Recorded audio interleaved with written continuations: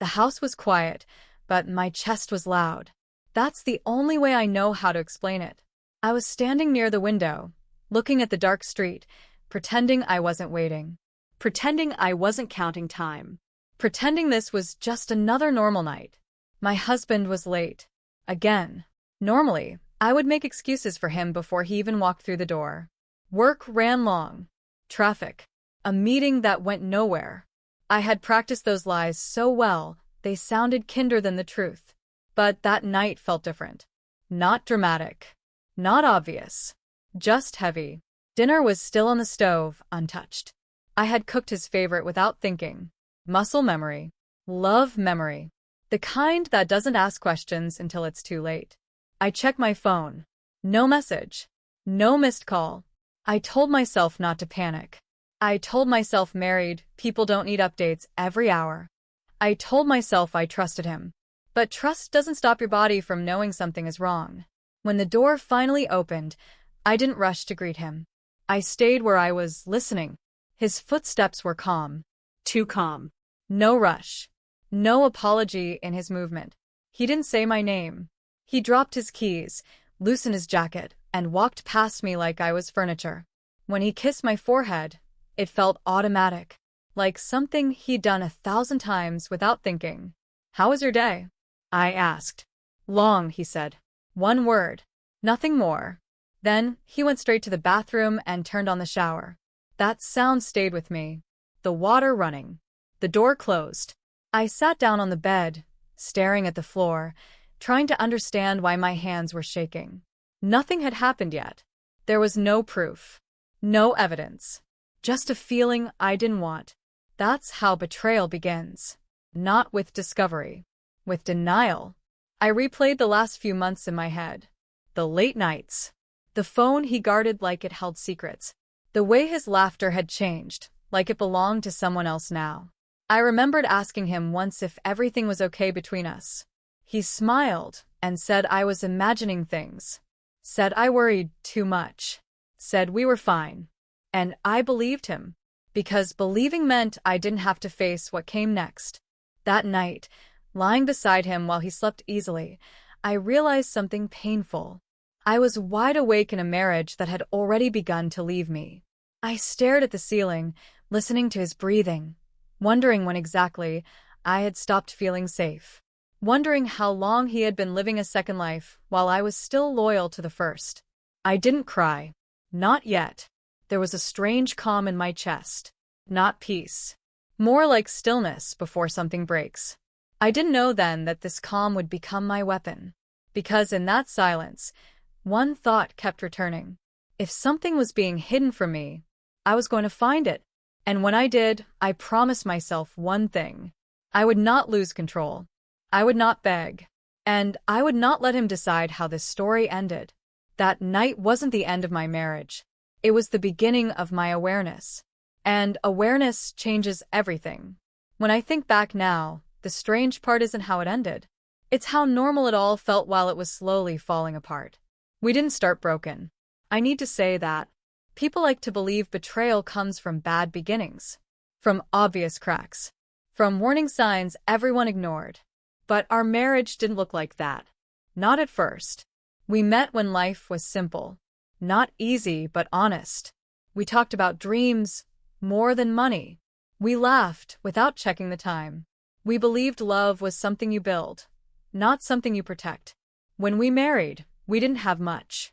A small place. Cheap furniture. Big plans.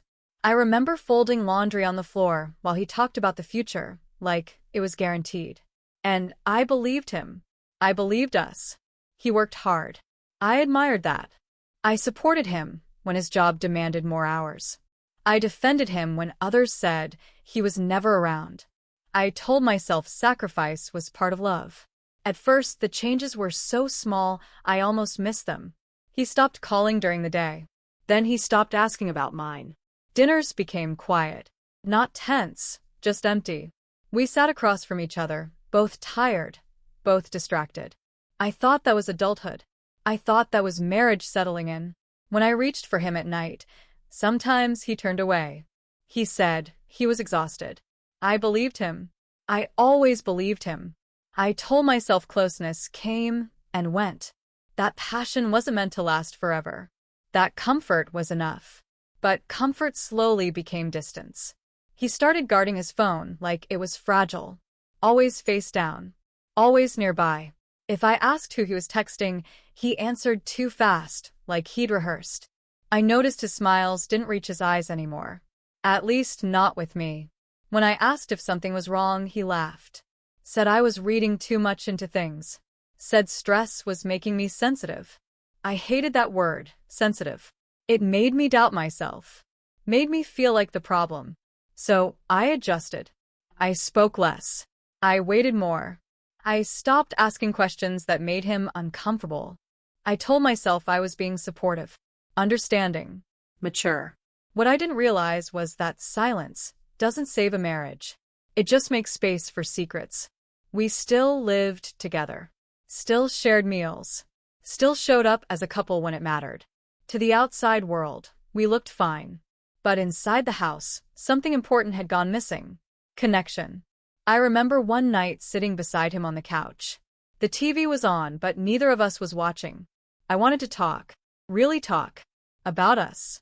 About how lonely I felt even when he was right there. But I didn't.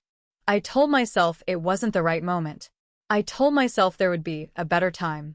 There always is, until there isn't. He became more confident as I became quieter. He made plans without asking. Stayed out without explaining. And every time I swallowed my questions, he grew bolder. Looking back, I see how my patience became permission. But at the time, I thought love meant not pushing too hard. Not demanding too much. I thought loyalty meant trusting without proof. What I didn't understand was that trust without honesty is just blindness. I was still invested. Still committed. Still believing in a version of us that no longer existed. And while I was holding on to that belief, he was letting go. I didn't know yet that my calm acceptance was slowly training him to live without accountability. I didn't know that every unasked question was another door opening for betrayal. But the truth has a way of surfacing, no matter how quietly it's buried. And soon, something small would expose everything. Something he never thought I'd see. The truth didn't come crashing into my life. It slipped in quietly, almost politely. That's what still hurts the most. It was an ordinary afternoon. The kind that doesn't feel important until later, when you replay it over and realize everything changed in those few minutes. He had stepped out to run an errand. Or at least that's what he said. I didn't question it. By then, questioning felt pointless. I was in the living room, sorting through paperwork, trying to distract myself from the constant feeling that something was wrong. His laptop was on the table. Open. Unlocked. That alone was unusual. Normally, it never left his side. If it did, it was always closed, like a secret he carried everywhere. I remember hesitating. Standing there longer than necessary. I wasn't snooping. Not yet. Then a notification appeared on the screen. Just one line. A name I didn't recognize. And a message that didn't sound professional. Not casual either. It was familiar. Intimate. Confident. My heart started beating faster, but my body felt frozen. I told myself there had to be an explanation. A misunderstanding. A joke taken out of context. I closed the laptop. That should have been the end of it. But once you see a crack, you can't pretend the wall is solid anymore. For the rest of the day, I moved like a ghost in my own house. Every sound felt louder. Every thought heavier. I kept replaying that one line in my head, trying to make it harmless. That night, he came home in a good mood. Too good. He smiled more. Talked more. Even laughed. He asked about my day like he hadn't avoided that question for months. I watched him carefully, realizing something terrifying. He didn't suspect a thing. When we went to bed, he fell asleep quickly. Peacefully. Like someone with nothing to hide. I lay there staring into the dark, my chest tight, knowing sleep wasn't coming. Around midnight, I got out of bed. The house was silent except for the soft hum of the refrigerator. I walked into the living room and stood in front of the laptop again. My hands were shaking now. This time, I opened it. I told myself I'd just check that message. just enough to ease my mind. But the truth doesn't come in pieces. It comes all at once. There were dozens of messages, conversations that stretched back weeks, then months, plans, private jokes, words he hadn't used with me in years. He complained about our marriage, about me, about how predictable I was, how understanding I was. That word again. I felt sick. I didn't cry at first. I couldn't. My body felt numb, like it was protecting me from breaking apart all at once. I read everything. Every message that confirmed what I had refused to see. He wasn't confused. He wasn't struggling. He was comfortable lying. That realization cut deeper than the betrayal itself. When I finally closed the laptop, it was almost morning. I sat there in the quiet, holding my knees, trying to understand how the man sleeping in our bed could feel like a stranger. I went back to the bedroom and lay beside him. He shifted slightly, murmured something in his sleep, and turned away from me. In that moment, something inside me changed. I didn't feel anger yet. I felt clarity. I knew one thing for certain. If I confronted him now, he would lie. If I exploded, he would blame emotions. If I rushed, I would lose control. And I refused to lose control. So I made a decision that surprised even me. I stayed silent. Not because I was afraid, but because I was planning. Because he believed I knew nothing. And that belief was about to become his biggest mistake. The weeks that followed were the hardest I've ever endured, but also the most important. I acted like everything was normal. I cooked dinner. I smiled when he joked. I even laughed at things that weren't funny. On the surface, I was the same wife he thought he had fooled. Inside, I was sharpening my focus. I kept a careful record of every lie, every inconsistency. Dates, messages, hidden accounts, phone calls he claimed were work emergencies. I copied emails, saved screenshots, and even noted patterns in his behavior. Each piece was a brick, building a case I knew would leave him speechless. I didn't rush it. Rushing would have ruined everything. I had to wait for the perfect moment, when the truth could hit its mark completely, when it would be undeniable. At night, I would lie awake, listening to him move around the house. Sometimes he would hum while taking a shower or shuffle through papers, completely unaware that I knew more than he imagined. He was confident, too confident. That was my advantage. I practiced patience. It felt unnatural at first. My instincts screamed to confront him, to yell, to break down in anger. But I didn't. I learned something critical in that silence. Patience is more powerful than outrage. I also noticed how his comfort in secrecy made him careless. He stopped hiding small things. He left his phone unlocked on the counter. He bragged about things he shouldn't have, thinking no one would ever know. Each slip added clarity to my plan. Sometimes, late at night, I wondered if I was cruel to stay quiet. Maybe I could have saved him embarrassment by confronting him immediately. But then I realized this wasn't about cruelty. It was about justice. About reclaiming control in a situation where he thought he had all the power. I began talking to a lawyer quietly, without him knowing. I learned my rights. I understood exactly what he could and couldn't do. I prepared not just emotionally, but strategically. I made sure that when the truth came out, it wouldn't just shock him, it would shut down his world in a way that no argument or denial could repair. Every interaction with him was carefully measured. I stayed calm. Even when he got close to admitting something, I smiled and let him retreat. He thought my calmness was weakness. He had no idea it was strength. And then, little by little, the plan began to take shape. I didn't want revenge that screamed. I wanted a quiet, undeniable collapse. A revelation that would leave him facing the consequences of his own actions. It's strange, looking back, how powerful silence can be. Not avoidance. Not ignorance. Awareness wrapped in calm. Knowledge without haste. That's what made the difference. I was preparing to reveal the truth, but only on my terms. I wasn't acting out of anger anymore. I was acting out of clarity. And clarity, I realized, has a sharper edge than any shout, any confrontation, any impulsive choice. The weeks of quiet observation and preparation were exhausting, but they were also liberating. I felt in control for the first time in months. Not control over him, control over myself, my story, and the timing of the truth. And I knew one day soon it would all pay off. Because the man who thought I was oblivious was about to learn just how wrong he had been. The moment arrived quietly, almost unassumingly, but I had been waiting for it my whole life. It wasn't dramatic. No shouting, no slamming doors. Just a family gathering, a neutral space, people who mattered.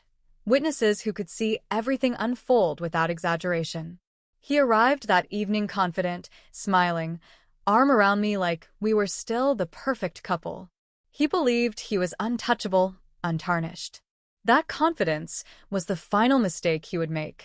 I watched him closely, noticing the way he laughed too loudly, how he shifted slightly when a familiar face approached. I waited for the perfect pause, the moment where truth could strike without my voice even needing to rise. And then I spoke. "Do you still believe in honesty?" I asked, casually, almost softly. He laughed. That familiar laugh he always used to deflect, to charm, to confuse. "Of course," he said. "Why would you ask?" That was it. That was the opening I needed. I started quietly, calmly, listing facts, details only he could know. Dates. Messages. Private conversations. Patterns of behavior. The little lies he thought were safe, because I hadn't seen them yet. The room went silent. People shifted in their seats. Everyone turned toward us. He froze. I didn't shout. I didn't attack. I didn't cry. I just spoke.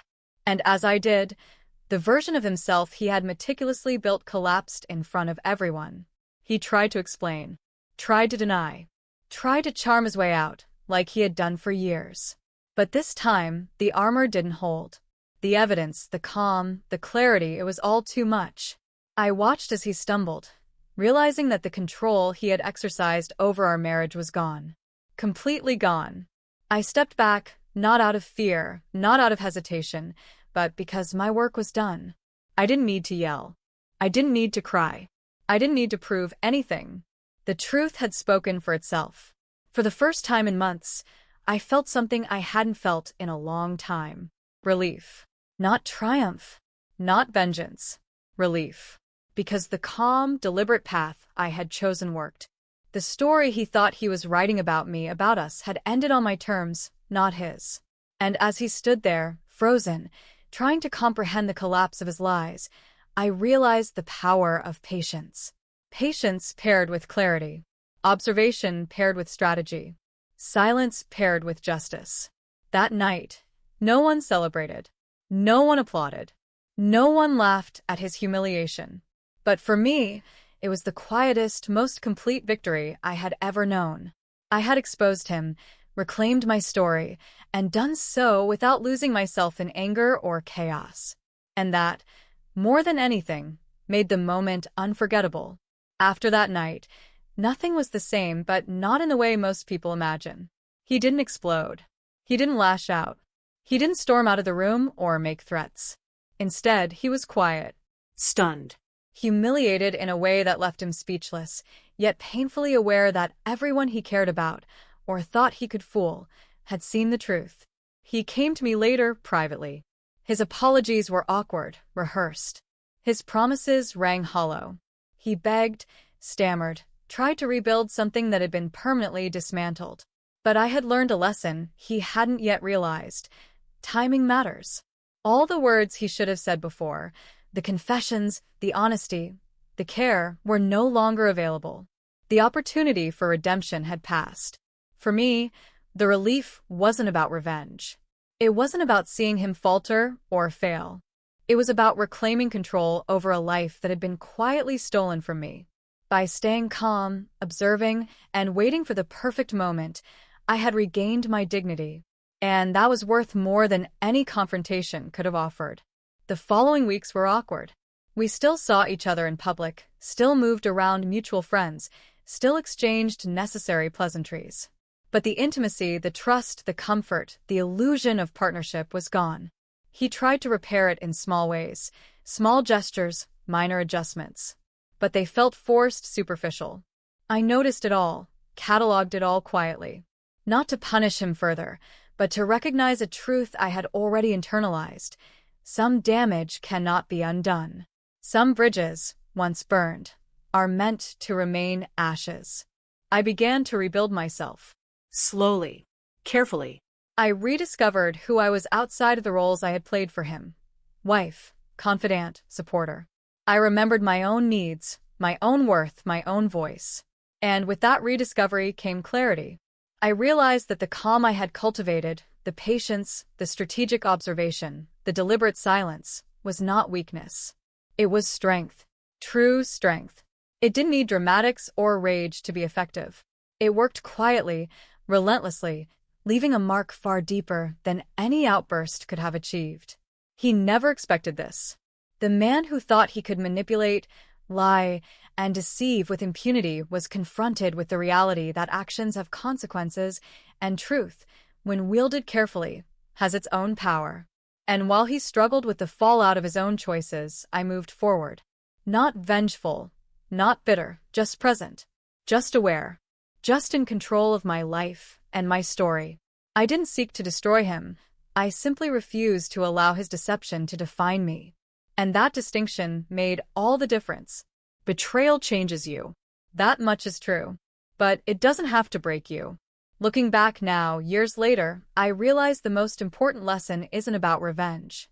It's about clarity, about knowing when to act, when to wait, and when silence can speak louder than words. I've learned that patience can be more powerful than rage, observation more valuable than confrontation, and calm, deliberate action can reclaim what anger never could: your dignity. I see now how easy it is to be fooled by appearances. How a smile, a touch, or a polite word can hide months, even years of lies. And I also see how much strength it takes to trust your instincts, to notice the quiet cracks, and to decide what to do with that knowledge. For anyone watching who is in that place, unsure, suspicious, quietly hurting, know this: you don't need to rush. You don't need to explode.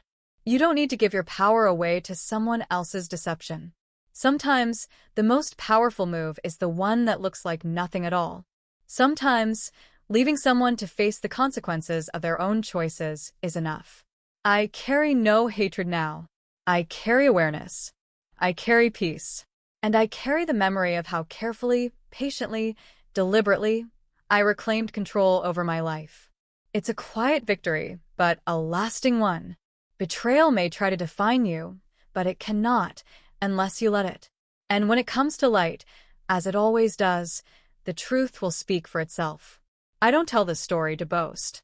I tell it because there's power in seeing clearly, in waiting wisely, and in understanding that your own calm, quiet strength can be the thing that changes everything. Because in the end, the truth always finds a way.